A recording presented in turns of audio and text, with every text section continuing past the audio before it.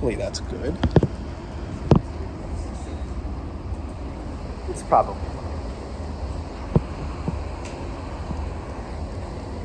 So, how many of you have coded anything before? Even Hello World? Great, that's good. That's a good number. We don't require any coding experience, just to be clear, so if you haven't, it's no problem. You wrote code and then you hit something to make it do something, right? So you had something that was an input, which was you wanted to print hello world. You had an output, which is the text hello world in your terminal. And you have a system in the middle that ran your code and did something, right? So a flight computer is not wildly different from that concept, right? With your programs, the machine in the middle was your computer. And there was a lot of stuff in the middle that actually made that happen if you did it in C or Java or Python or whatever. But there's something in the middle that has inputs and then gives you outputs based on some scheme in the middle. So if we're building a flight computer, what might be our inputs? Data from the rocket. Right, so motion, things moving around in the sky. That's the big obvious one. Now, can anyone think of a couple more? Huh? Right, so that's in motion, right? Because all of that is necessary to get a good understanding of how the rocket's moving. What angle is just as important as how fast it is and where it is in space. Altitude. Altitude, right? That's motion. It's how high is it going? Anything else? Temperature's a good one, sure. Okay. Now we have a bunch of stuff to collect information. But that's not all the flight computer does. I don't know if you guys know too much about rocketry, but after it goes up, it comes back down. And if you're missing one part, it comes back down pretty fast. Uncle Sam might have a couple questions. So parachutes, right? Someone has to tell those things to come out at some point, right? You're not clicking a button, obviously. And there's some rules for when your parachute has to come out, right? So we have some desired conditions.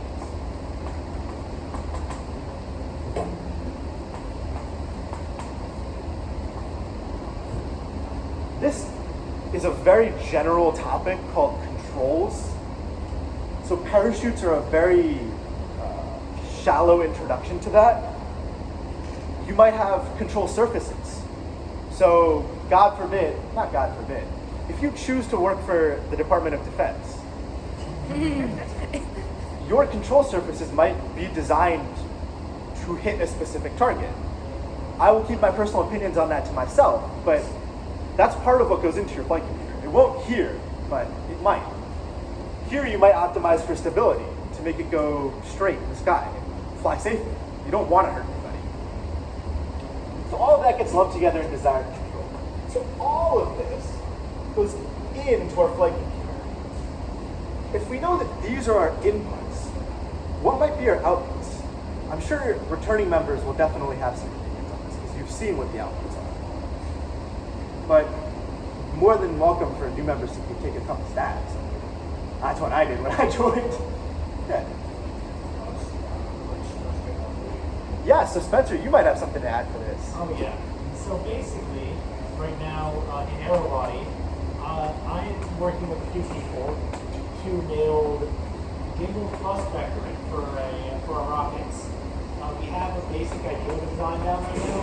We're going to be doing it slightly differently from everyone else, but the basic idea is we're going to take data of the angle of the rocket, like how straight up it is and all its location, all that, and we're going to run it through a system called a PID algorithm, actually multiple, one for each axis we control.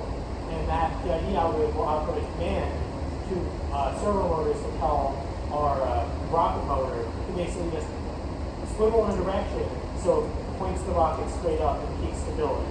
Right, so you're taking your motion data, what angle you're going, how fast you're going, and you're turning that into control, right? You're taking some action, some output, some observable outcome from that input information. That's a great one. Some of our returning members, hopefully you guys can. Like altitude is for one. So Right. altitude goes in, but based on that, what we wanted to do is make a program that automatically just detects based on our altitude when to release the parachute or which stage we're in. Not just altitude, but like air pressure, Right. like speed. So what she's touching on is something called a state estimate. That's a really critical term for telemetry. A state estimate is an estimate of your state. So all of the things that you're currently experiencing, you want to regularly be guessing what is the most likely possibility for all of them. It's a pretty complex way of explaining. You just want to know where you are and how you're moving. So you might say, just look at a sensor, right? Like when you're driving your car, you just check your phone and it tells you where you are. But you guys are making that now, and you're going to get very, very intimate with the fact that hardware makes mistakes, right? You can have an accelerometer on your rocket, but it's not going to give you a perfect estimate of how fast you're going. It'll be pretty good, but it's not going to be perfect. And over time, if any of you have taken physics, velocity is an integral of acceleration. And position is a double integral of acceleration. So if you know anything about integrals, if you have an error term in acceleration, that error is going to be squared in your velocity. And that's really bad, right? Because now you might be saying you're in like Oklahoma or something when you're out flying in New York, just because that error gets so magnified. So we want to put out a state estimate.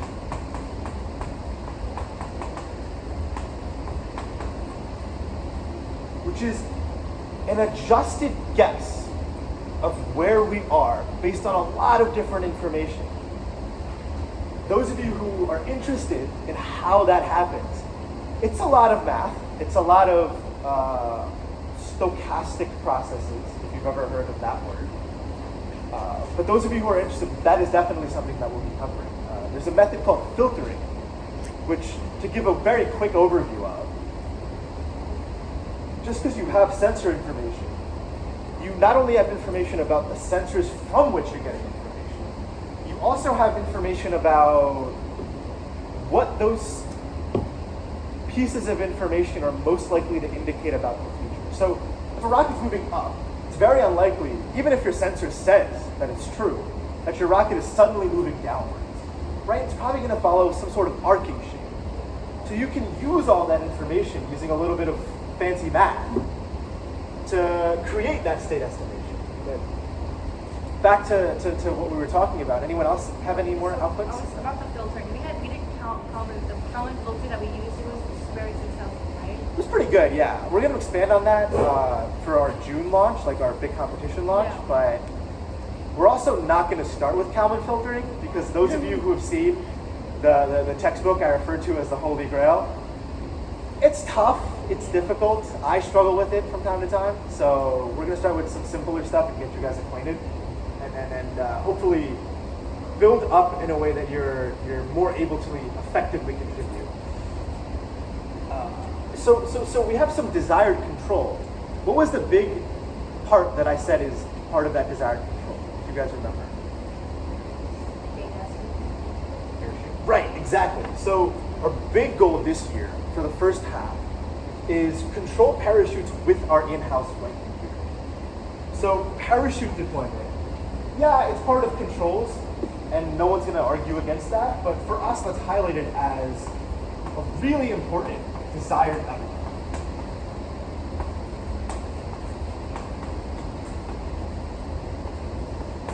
Right?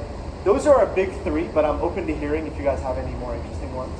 We're obviously fertile ground for cool ideas. Something goes wrong.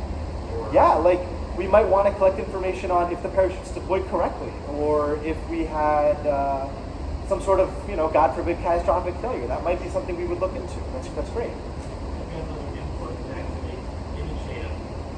How's that? Just again for evaluating things, evaluating like the rocket launch. I know it's not really a big Would that be deal, something we process in real time? Would that be something going into the I don't market? think it really process in real time, depending on what we do. I know that we don't have that much radio bandwidth to actually send the data on, but if we did want to actually send data back on cameras in real time, that would actually kind of fall under that. Sure. So remember what I said earlier about what our flight computer is, right? We need some methodology of taking these inputs and putting them into our outputs, right? So there's two components that need to be done to make that happen. They're pretty elementary, right? So there's hardware and there's software. And, you guys are in college. I'm sure you know the difference. Right? You guys grew up with technology the same way I did. The choices you make here affect the choices you get to make here, right? And today we're going to explore why we make specific choices for each of these problems, with each of these components, and the advantages and disadvantages of different choices. Let me pull up my lecture notes because this is where it gets pretty intense. I don't want to skip anything.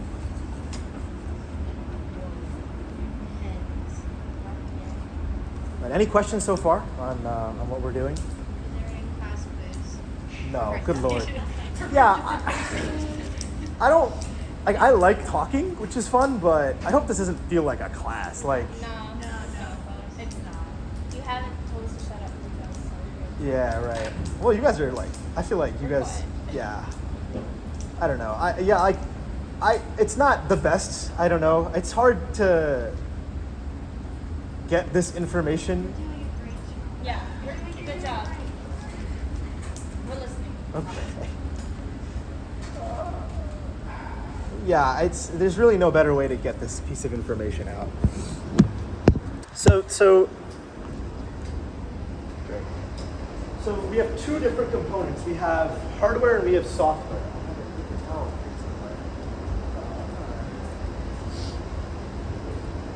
And there's a pretty essential trade-off now when we're designing our flight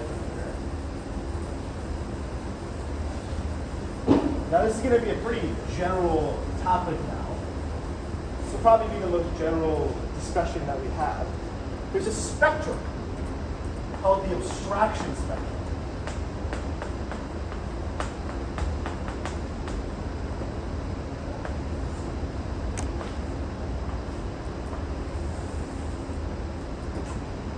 So on one end, you have complexity, right?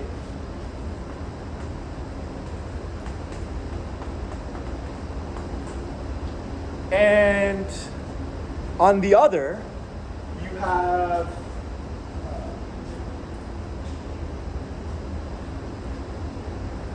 I don't want to use the word abstraction in the explanation, but let's go with simplicity.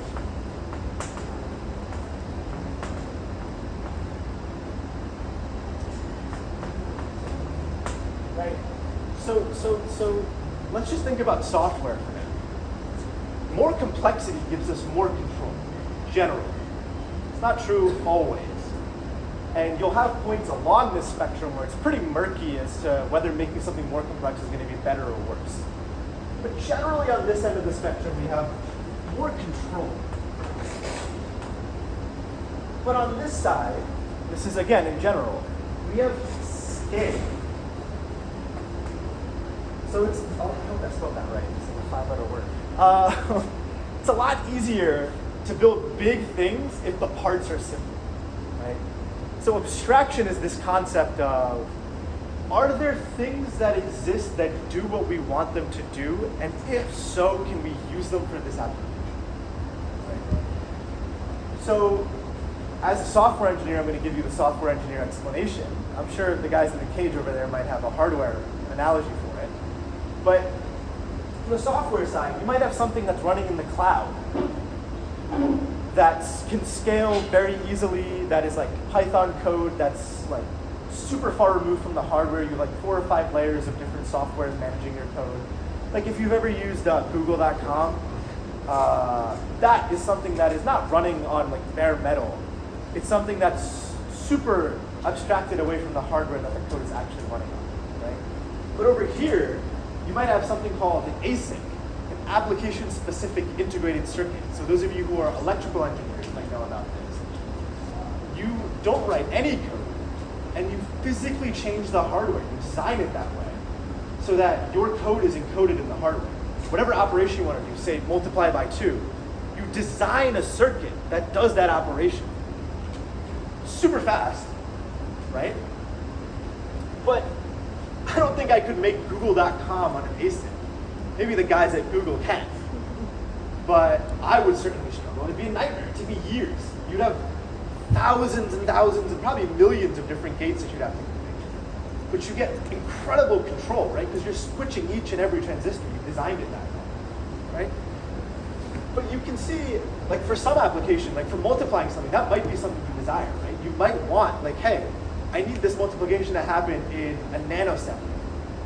Let me just bake it into a system. Like if you know what Bitcoin is, a lot of Bitcoin operations and crypto operations happen on ASICs because they're so fast that they can do those repeated computations very efficiently.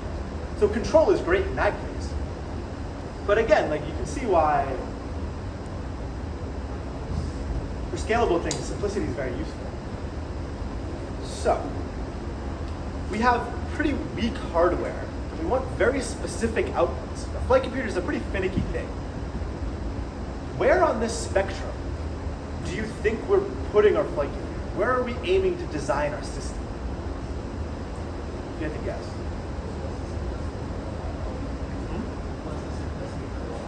Okay, he says close to simplicity for reliability. That's a good point. Anyone else have any guesses? That's more like it's called. Snap is faster, right? Yeah, sometimes. Sure. Don't think it's always faster. In our case, yes, it will be faster. But where I was working over the summer, I was doing control software for fiber optics. If you've ever like used the internet, really general examples out of me today. I'll try to come up with more specific ones. That's all on fiber optics. Someone needs to write control software for that. We had 200,000 lines of C code. C is usually pretty fast. We'll touch on this later. That did the same job as about 150 lines of SQL, if you know what that is. Structured query language. SQL is closer to the simplicity side. It's pretty far away from the hardware compared to C. But that code did the work in 30 times less time. Right? So it was faster to be on this side. In our case, it is better to be in complexity and better to be in the side of control. But sometimes you have to gauge, right? It's murky in the middle. Where sometimes you might have a task that's better done by something simple that takes you further away from the hardware. But you raised a really good point that control in this case gives us a lot more performance. I hope that little explanation of why things get murky in the middle makes sense. So this is probably a terrible comparison, but is it like simplicity is kind of like what happens in the cloud, but then complexity is like what happens right in the hardware? Sometimes. I think that's more akin to what abstraction is, rather than the term simplicity. I was brainstorming this earlier today. I couldn't come up with a good word for it. But cloud, I used as an example because it's very far removed from the hardware. Like when you're running something in the cloud, you don't necessarily know what CPU your code's being run on, if that makes sense to you guys. Spencer, you got something to say? I feel like a good analogy in like programming languages with the C, like basic C, or even just Fortran or x86 assembly versus Scratch. Like, right. So we're gonna get to that point later. Circling back to where I was, and I don't want to sit in abstraction all day. We want something that's about here, right? So we want something in this range, closer to control and complexity, because we want performance and we want to be very specific on how our code runs. But we want to keep it manageable. We don't want to be writing 1 million lines of code to do something that can be done with 2 or 3 function calls. Right? We want manageable complexity, but good control. So that puts us somewhere around here. I want you guys to keep that in mind. Right?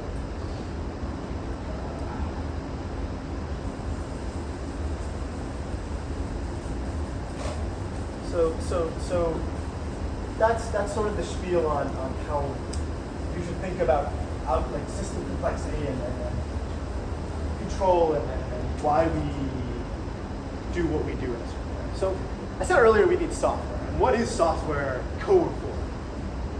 I already dropped the hint there. It's code, right? It's something that's going to run on a machine. But what actually is code? And you'll probably get this question like 1,000,000 times. But like, what actually is it, right? Like, girls who code, what are they doing? Like, you know, what is that? What is code actually? Can you guys create some guesses? I know you're going to do this 1,000,000 times in degree, especially if you're a CS major. It's never going to end. But take some guesses, take some stabs at it. Set of instructions. Right, it's a set of instructions. There's one more key thing that I want to include in that. Guess something or okay? It's more or less a set of instructions, but crucially, and this is very, very important, it's a formal set of instructions.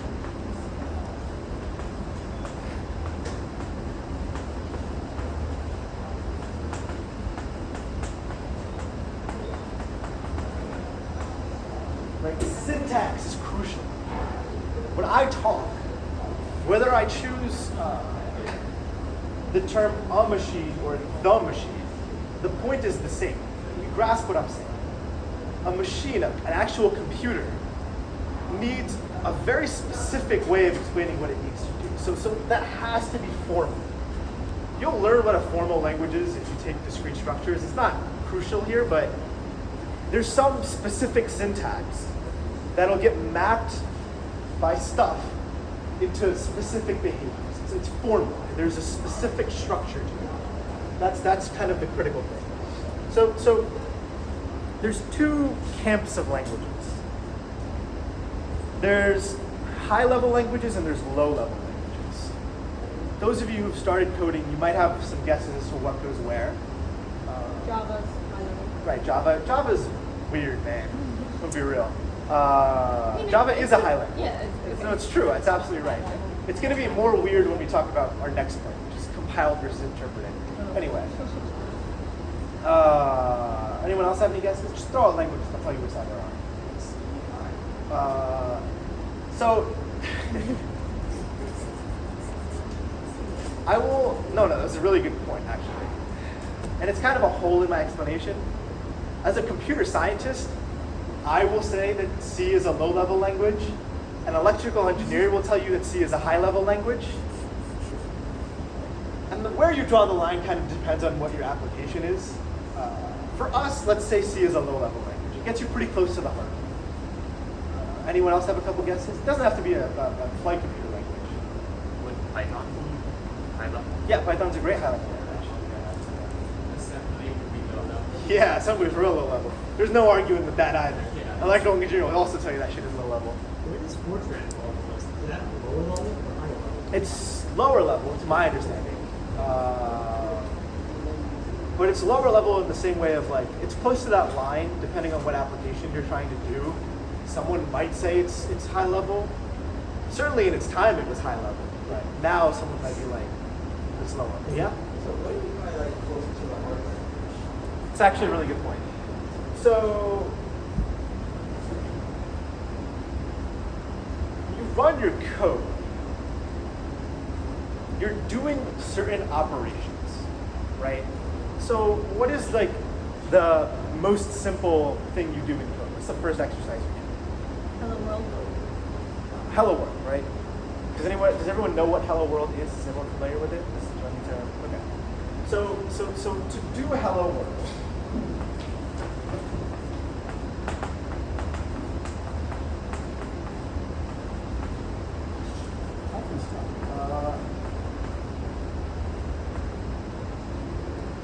what is our specific goal when we do hello world? What are we desiring that our program does? Right, it prints hello world. What is printing actually? Outputting a word, not word, but like some sort of character or string. Yeah, so what we're outputting is a string. Yeah. That's just a fancy word of like, that's a fancy way to say text in computer speak. Right, it's displaying somewhere, it's displaying the word hello world, right? So in Python, hello world is pretty elementary. It's just print hello world. In C, if you've ever tried it, you have to specify a lot more. Why is that? What's happening? Spencer, you have a guess? Yeah. So basically, the lower level the language goes, the more specific you have to be for the input itself. For example, with Python, for example, like if you've ever used Java, one of the things you might know, this is just more general thing, is they have to import different libraries in Java in order to actually use things. And in certain libraries, like the, for example, scanner, you can set different things to be that scanner. Basically, that's So that's sort of the gist of it. You asked specifically what is closer to the hardware. When you say print in Python, Python assumes you mean print to the terminal, to the command line. It doesn't ask you. You have no control over where it prints to, right? It just does. That's that abstraction. You're taken away from the hardware. It just assumes where you want to print it to. It's pretty hard to say otherwise. C, on the other hand, you can print it wherever the hell you want. You can specify an output in your command line when you call it in your terminal.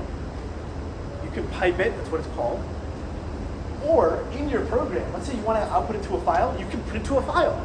Let's say you want to output to a radio, you can print to a radio. Let's say you want to do a USB, you can print to a USB. Wherever you want, you can print, right? Python doesn't let you do that. But C, you're closer to the hardware. It gives you more control.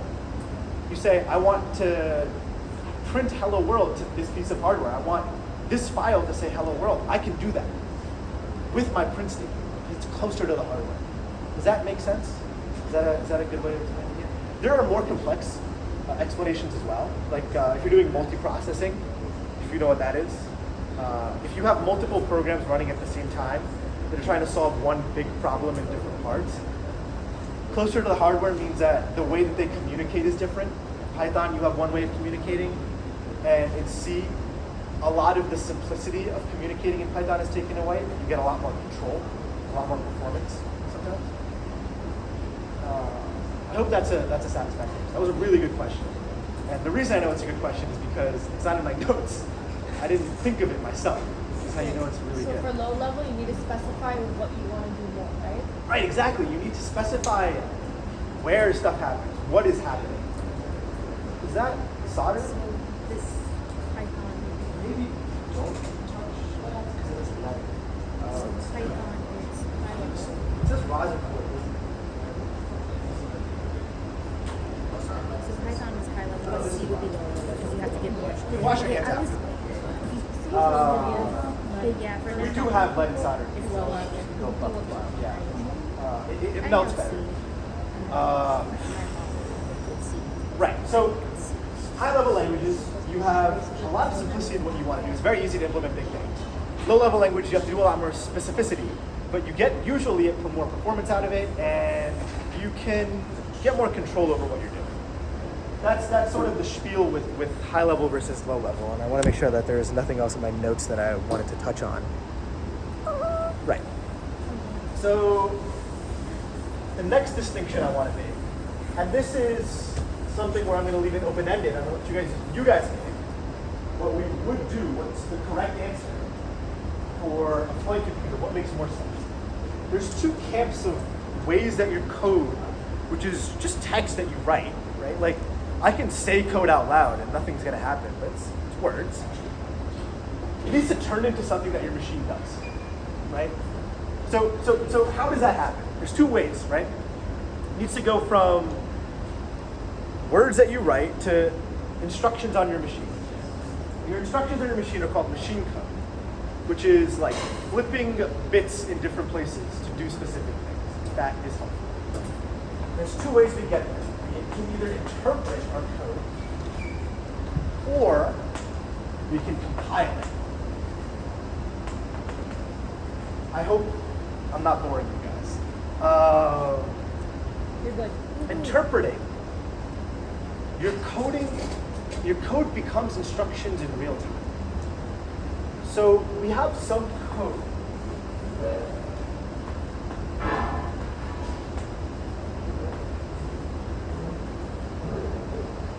And whenever we want to run our code, we have a parallel machine.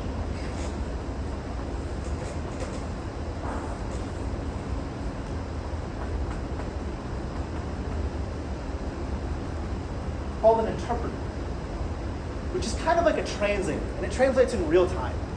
That's very important. So when you write your code, you don't run your code itself.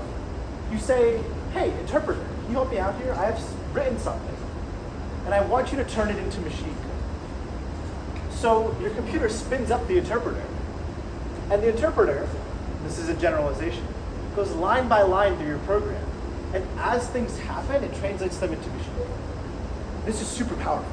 It's slow, generally, but it's very, very powerful. Because if your code is running in real time, right, it's going step by step, you can write code that changes your code, right? Does that make sense? Because your code is just text.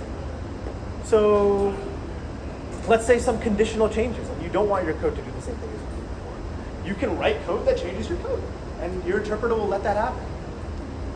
It's called meta-programming, right? It's very powerful. Happens all the time. Can lead to some weird stuff, right? Code writing code is weird, but it exists and it's important.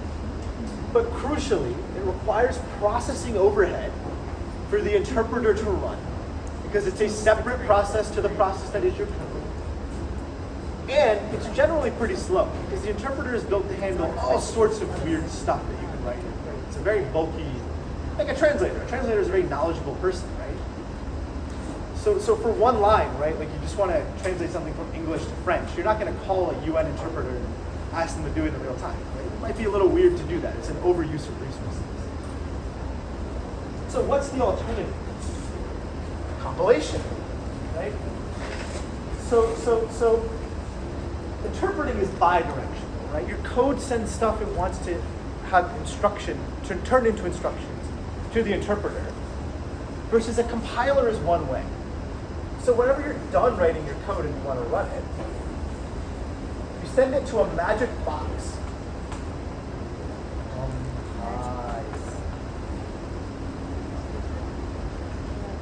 Which is also a translator. It's a different kind of translator. Your interpreter can send feedback to your code and say, I want to do it something else. Your compiler only goes one way.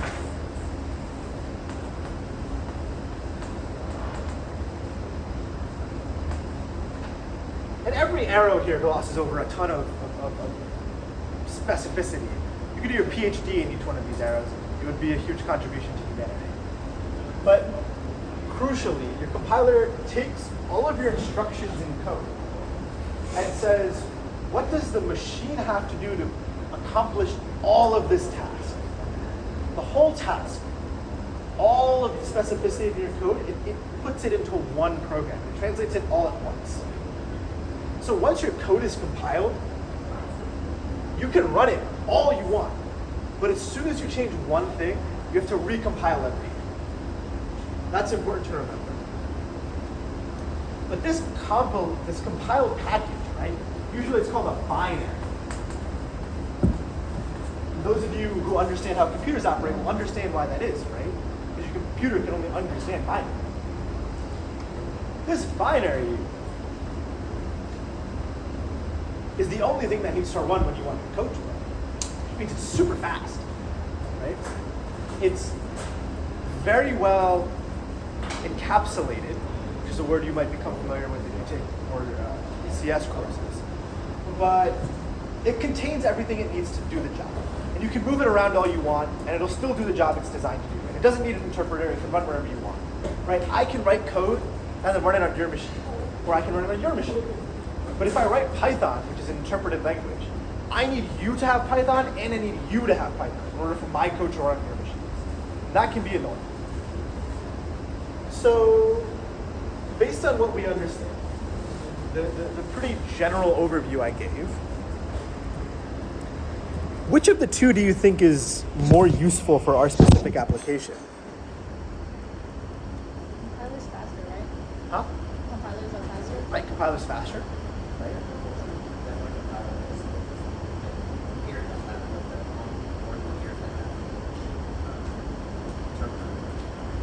Yeah, the flight computer could have an interpreter on it. Sure.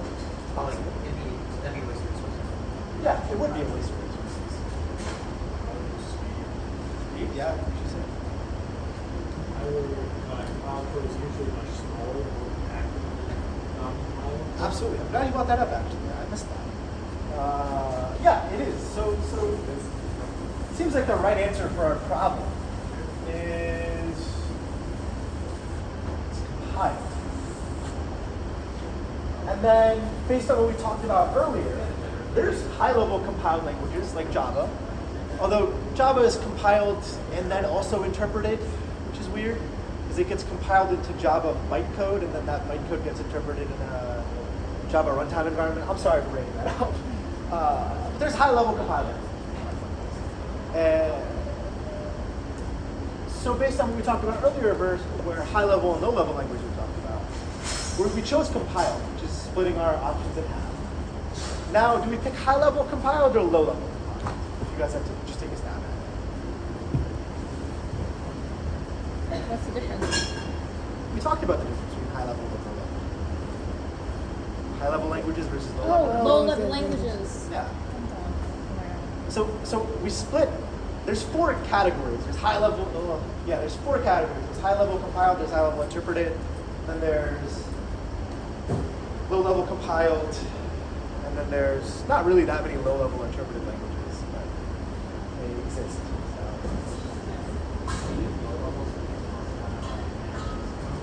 Yeah, that's another great. That's a great reason. Yeah. Andrew, you got to guess at it.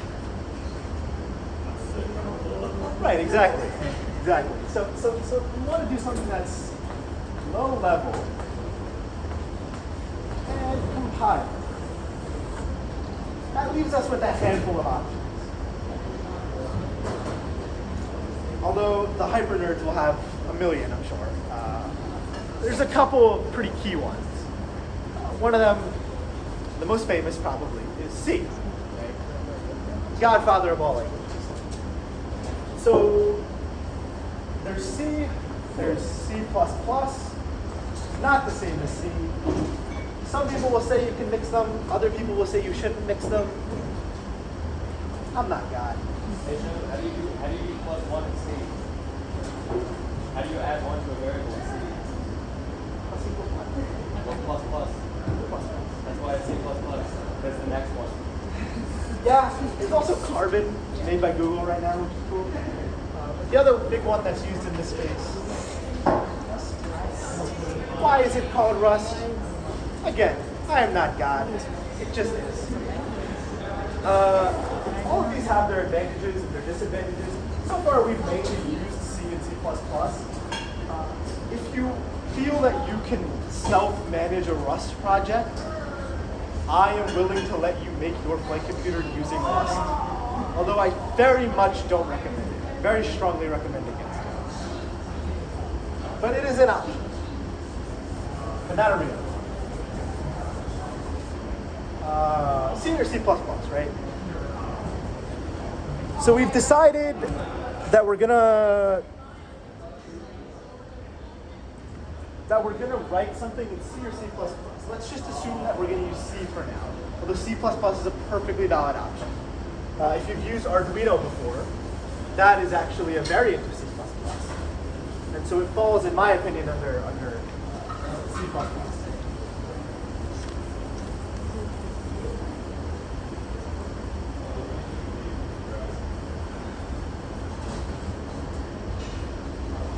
So now we actually need to run our code, right? Because again, code is just text. Doesn't matter what language you pick.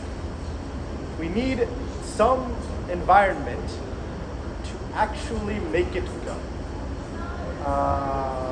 So here you have it. So there's a handful of options that we have.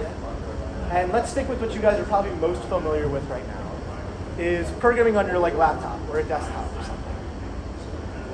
What is the thing that lets everything on your computer happen? What is the system that lets your computer operate? Oh, OS. Right, here's your operating system. So, however many you've heard, Windows, Linux, Mac OS, BSD, anything like that. Those are called general purpose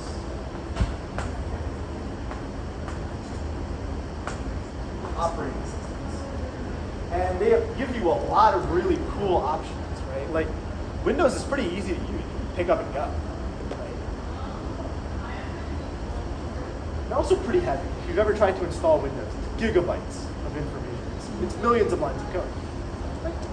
But they're pretty powerful, and the hardware is here. Right? We're gonna imagine for a moment that it's all running on the system. Like for the case of your imagination, just imagine it's running on like a Raspberry Pi.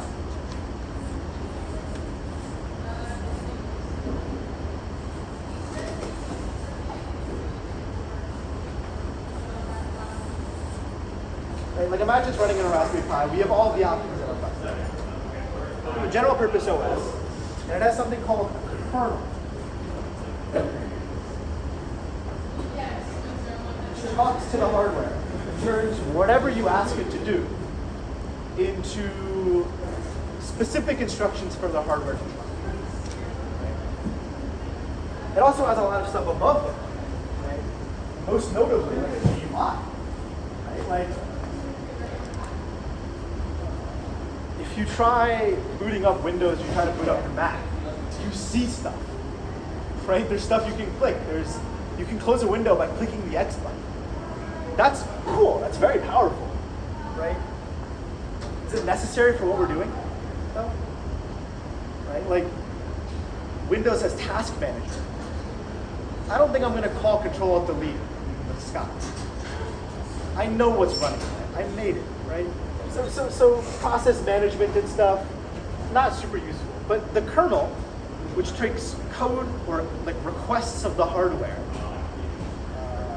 and turns it into stuff for the hardware to do, is very useful. So we have general purpose operating systems. But let's say we have something, we don't need a GUI, right? We don't need a task manager to tell us what's running and using however much resources on a computer. We can have something called a real-time operating system.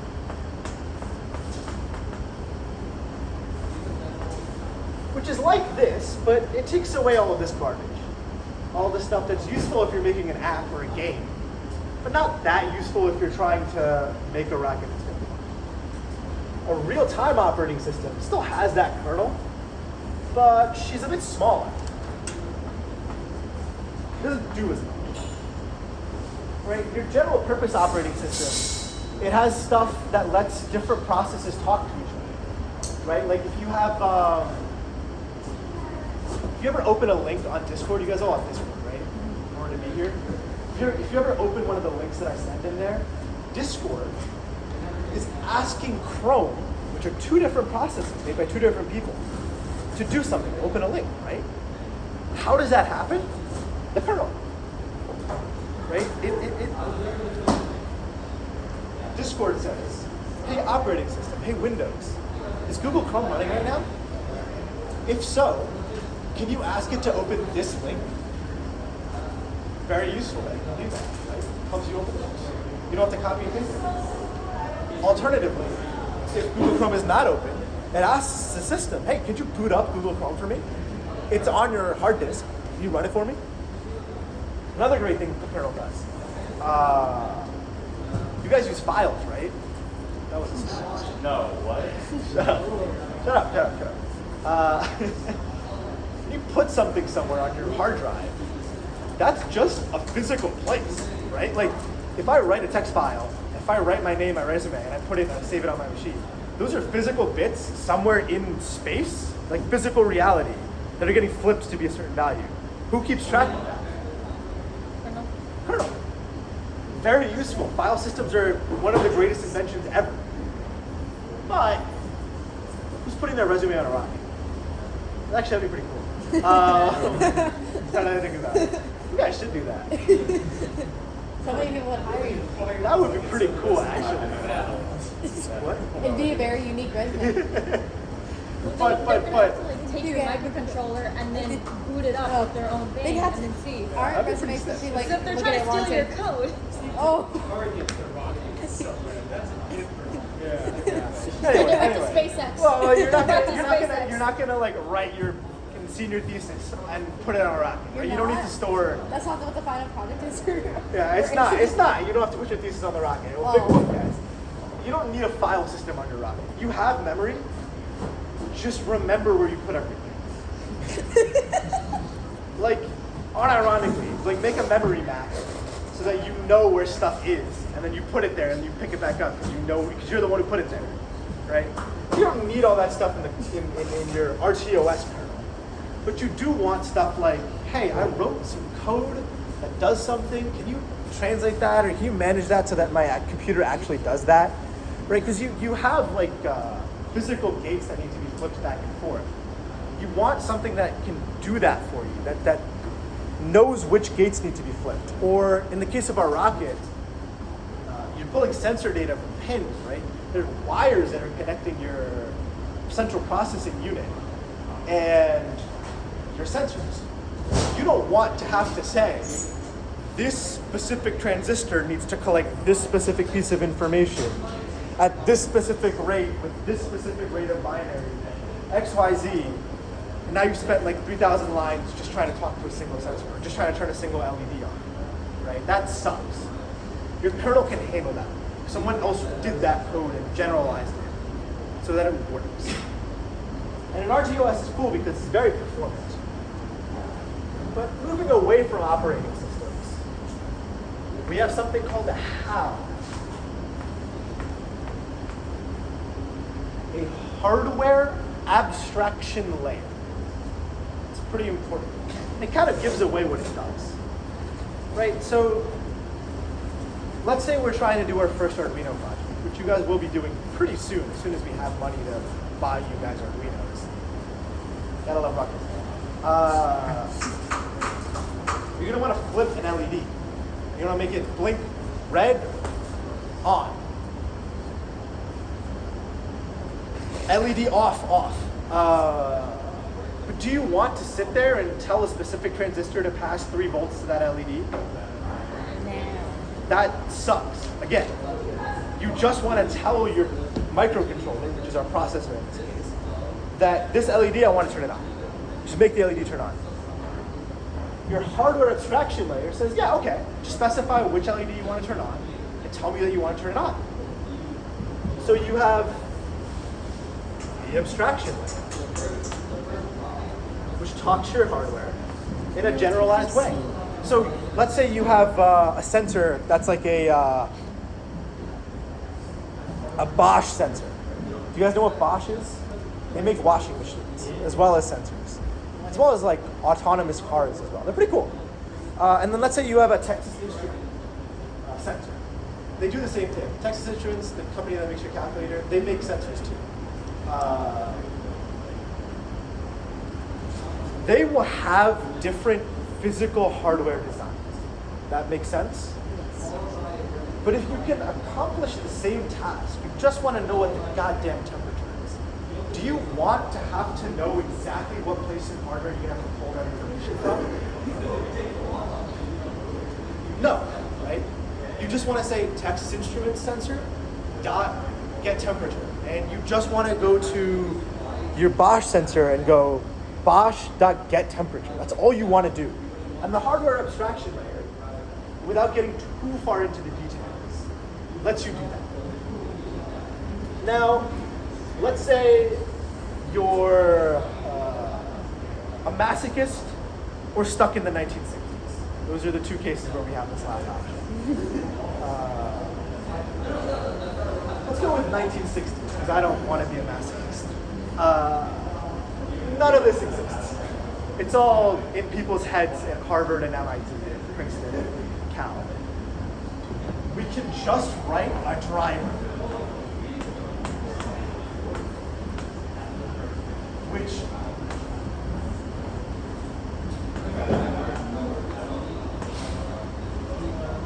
all of your code manipulates physical hardware. You have to do every single task very specifically.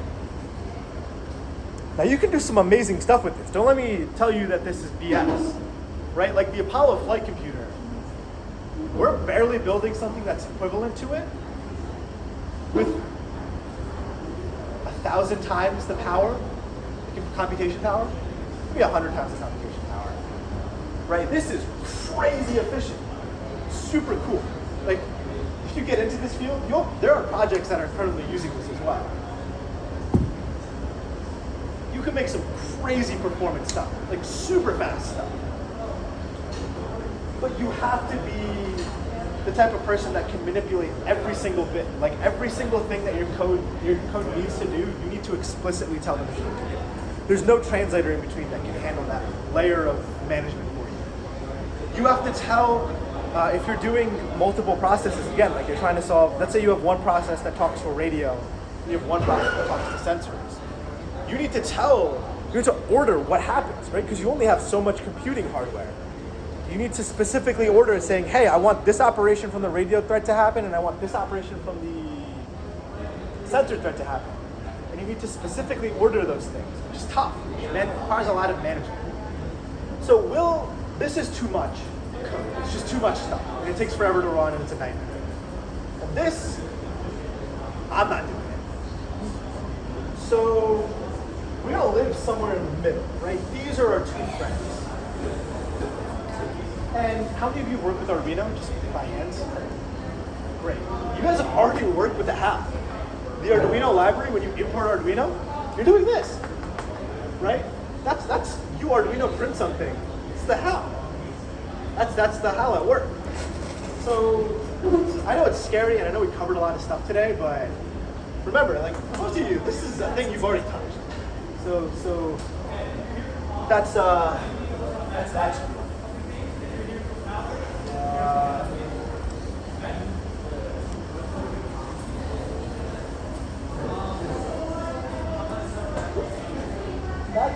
That's the majority of what I wanted to talk about. I think there's some additional things. There's more complex stuff we can talk about. Or we can save that for next week. We can focus on hardware.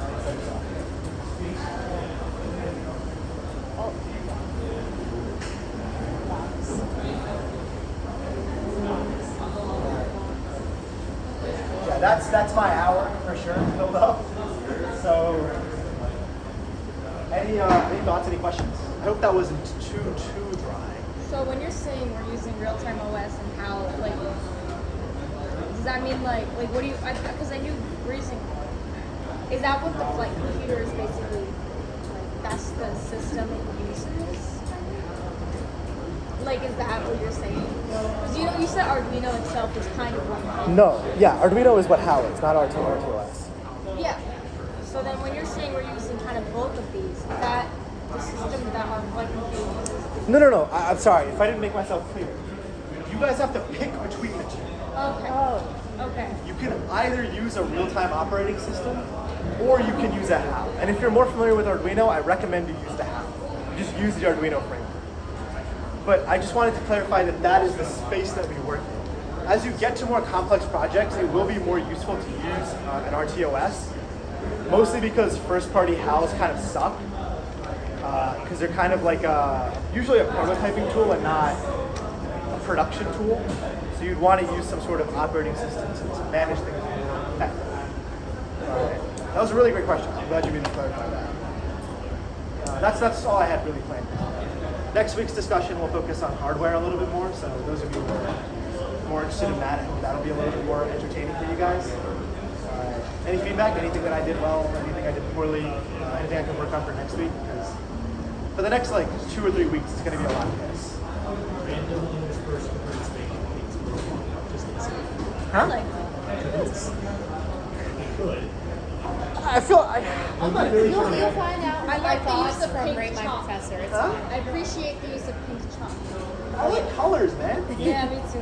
Colors are good. It adds variety. It helps. It also understand. can see better Yeah. as well. The blue kind of can fade a bit with the green, but the pink stands out enough to see. So those of you who want to stick around, we have an activity. We're gonna set up VS Code and Platform IO on your machines. Those of you who have already done that, you're welcome to go home. Those of you who want to do that on your own, you're welcome to go home. Those of you who want to stick around and get some help with it, you're welcome to stick around and get help. I need to sleep. Typically, I need to go home. I can't sleep. I'm just studying. yeah.